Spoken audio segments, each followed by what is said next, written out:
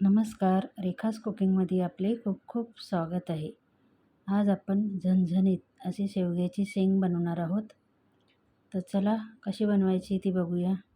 भाकरीसोबत कुस्करून खाण्यासाठी एक नंबरच. तर ती कशी बनवायची त्याची पद्धत खूपच साधी आणि सोपी आहे. ती कोणीही करू शकतो. त्याच्यासाठी सर्वप्रथम कढईमध्ये तेल गरम करायला ठेवूया. मोहरीचं तेल घेतले. तेल छान गरम झालं की आता आपण 1 चमचा जिरे टाकून घ्यायचे आहेत. जिरे छान तडतडले की आपण बारीक चिरलेला कांदा आहे, 2 बारीक चिरलेले कांदे घेतलेले आहेत, ते जिऱ्यात टाकून घेऊ. आता कांदा पण छान ब्राऊन होईस्तोपर्यंत भाजून घ्यायचा आहे.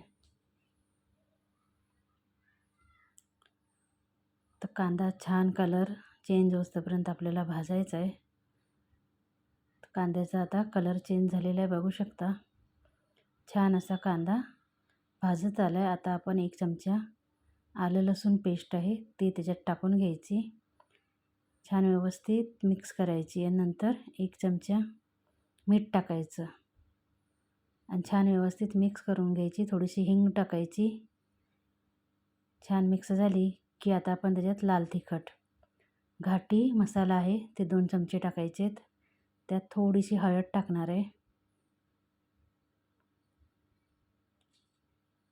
बाकी काही टाकण्याची गरज नाही. फक्त छान मिक्स करून घ्यायचं आणि शेवग्याच्या शेंगा कापून कट करून धुवून ठेवल्या होत्या ते आपण कांद्यात टाकून घेऊ.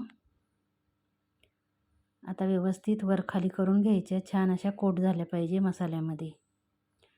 आणि घाटी मसाल्यामध्ये तुम्ही कुठलाही प्रकारचा वेगळा मसाला टाकण्याची गरज नाही, कारण आपल्या मसाल्यामध्ये कांदा, खोबरं, लसूण, आलं सर्व असतं. तर छान असं मिक्स झालं आहे. आता पाणी ओतून घेऊ. पाणी आपल्या आवडीनुसार किती घट्ट पातळ पाहिजे त्या हिशोबाने. आता आपण त्याच्यात शेंगदाण्याचा कूट टाकायचा. चवीनुसार मीठ टाकून घेतले.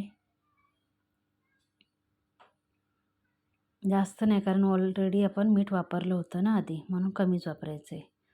शेंगदाण्याचा 4 चमचे मीठ घेतलेले, शेंगदाण्याचा कूट घेतला होता. आता छान अशी भाजीला उकळी आलेली आहे. तर त्याच्यात कोथिंबीर टाकून घेऊ.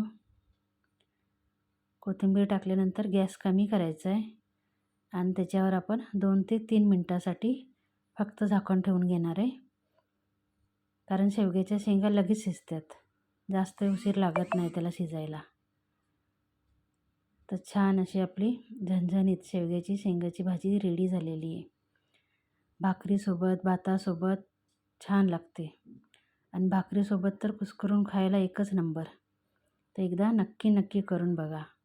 आणि तुम्हाला व्हिडिओ आवडला असेल तर व्हिडिओला लाईक, शेअर आणि सबस्क्राईब केल्याशिवाय जाऊ नका. शेवग्याची शेंगसुद्धा छान अशी नरम शिजलेली आहे. कुकरमध्ये केली का नाही तर ती गाळ होऊन जाते. धन्यवाद.